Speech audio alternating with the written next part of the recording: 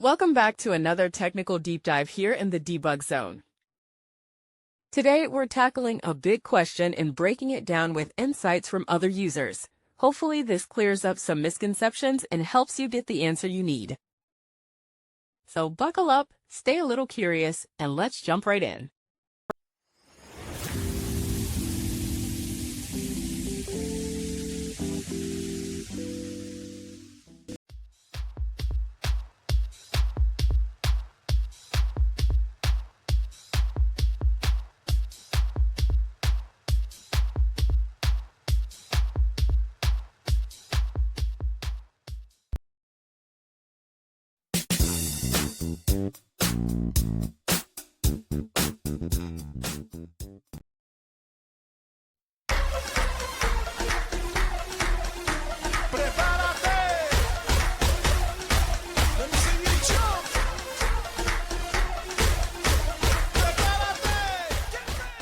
And that's a wrap.